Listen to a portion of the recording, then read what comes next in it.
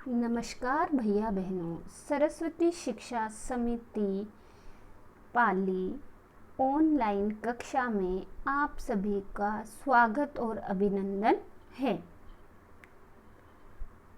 आज हम कक्षा सप्तमी विषय हिंदी पाठ 4 गुब्बारे पर चीता, जिसकी विधा है कहानी। इसके लेखक हैं मुंशी प्रेमचंद, जिनका जन्म 31 जुलाई 1880 को हुआ था और जिनकी मृत्यु 8 अक्टूबर 1936 को हुई थी। इस पाठ के अध्ययन बिंदु के अंतर्गत हम निम्नानुसार पाठ का अध्ययन करेंगे। गुब्बारे पर चीता पाठ को हम 2 भागों में पढ़ेंगे, इसलिए आज हम अध्ययन बिंदु के अंतर्गत भाग 1 का पाठ सार का अध्ययन करेंगे, फिर उसके शब्दार्थों का अध्ययन करेंगे। उसके बाद पाठ के आधार पर आपको अभ्यास प्रश्न अपनी उत्तर पुस्तिका में लिखने हैं।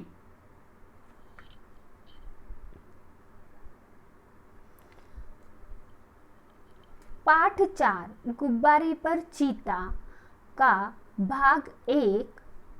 इस भाग में लेखक मुंशी प्रेमचंद जी ने एक बालक बलदेव के मन की भावनाओं और बाल सुलभ व्यवहार का अध्ययन किया है। गुब्बारे पर चीता इस पाठ के माध्यम से लेखक बाल सुलभ भावनाओं के बारे में बताते हुए कहते हैं कि इस कहानी में बलदेव नाम का एक बालक होता है जो अपने दोस्तों को सर्कस देखने के लिए सलाह देता है।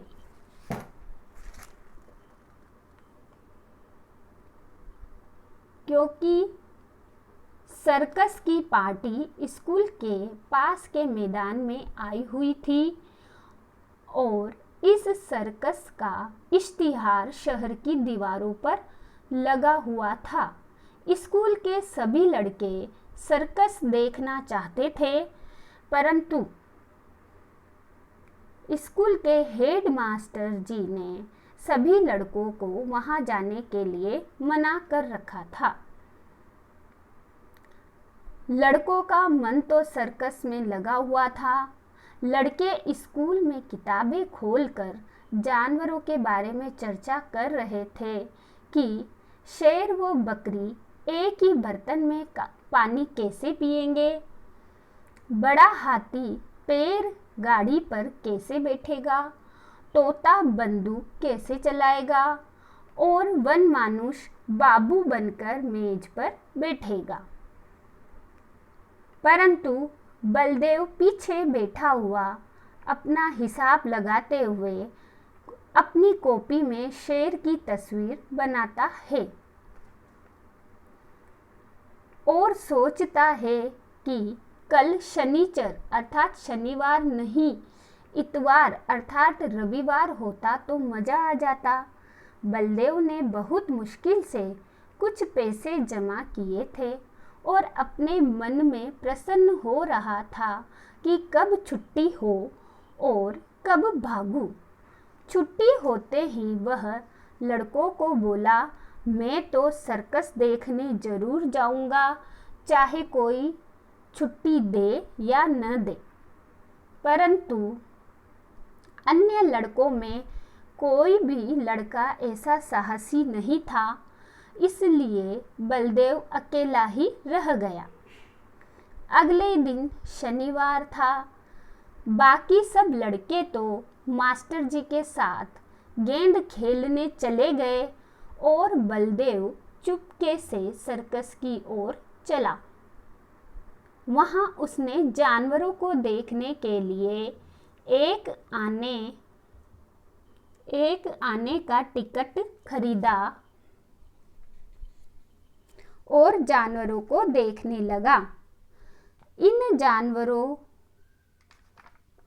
इन जानवरों को देखकर बलदेव को बहुत दुख व झुंझलाहट हुई, क्योंकि जैसे ही बलदेव ने सर्कस के शेर को देखा तो वह बहुत गुस्सा करने लगा कि यह कोई शेर है। यह तो ऐसा लगता है जैसे इसे कई महीनों से मलेरिया हो गया है और यह बीमार शेर भला कैसे 20 हाथ ऊंचा उछल सकेगा।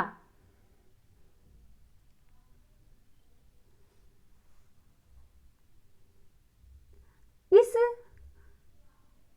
सुंदर वन के बाघ को देखकर ऐसा लगता है जैसे किसी ने इसका खून चूस लिया हो। यह भालू भी सूअर के जैसा लगता है, वह भी कांटा है। हाँ, चीता जरूर जानदार अर्थात ताकतवर लगता है।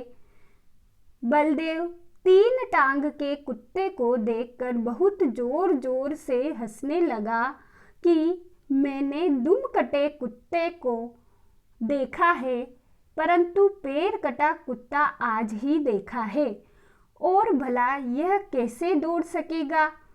इस प्रकार सर्कस के जानवरों को देखकर बलदेव को अफसोस होता है कि वह बेकार ही एक आने के पैसे देकर और गेंद खेलना छोड़कर यहाँ सर्कस के जानवरों को देखने आया है। इस प्रकार लेखक ने भाग 1 में बाल सुलभ व्यवहार अर्थात बलदेव के विचार और मन की भावनाओं को इसमें प्रकट किया है।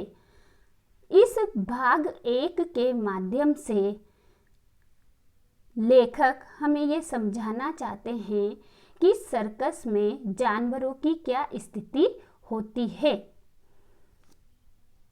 अब इस पाठ के शब्दार्थ निम्नानुसार हैं। पहला तमाशा मनोरंजन, दूसरा इश्तिहार विज्ञापन, तीसरा नाहक अर्थात बेकार, चौथा सलाह अर्थात मशवरा, पांचवा आकर्षक। आकर्षक का अर्थ होता है दूसरों का ध्यान अपनी ओर खींचना। छठा शब्दार्थ है जामा। जामा का अर्थ होता है कपड़ा। सातवां है अफसोस अर्थात पछतावा या दुख। आठवां है शनिचर जिसे शनिवार भी कहते हैं। नौवां है इतवार अर्थात रविवार। 10वां है पैर गाड़ी अर्थात पैरों से चलने वाली गाड़ी। 11 जानदार जिसका अर्थ है ताकतवर। 12वां हुक्म अर्थात आदेश। इस पाठ के अभ्यास प्रश्न निम्नानुसार हैं, जिन्हें आप सब भैया बहनों को अपनी उत्तर पुस्तिका में प्रश्न और उत्तर के साथ लिखना है। प्रश्न नंबर 1, मैं तो जरूर जाऊंगा चाहे कोई छुट्टी दे या न दे। यह वाक्य किसने किससे कहा।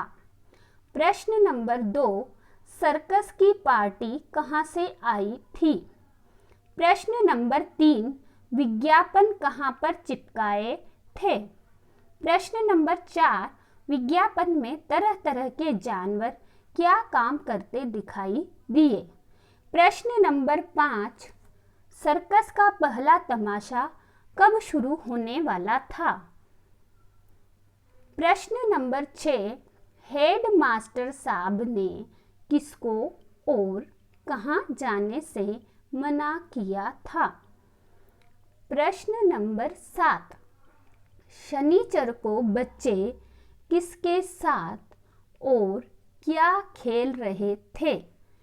प्रश्न नंबर 8, जानवरों को देखने के लिए किसने और कितने का टिकट खरीदा और किसको देखकर झुंझलाया।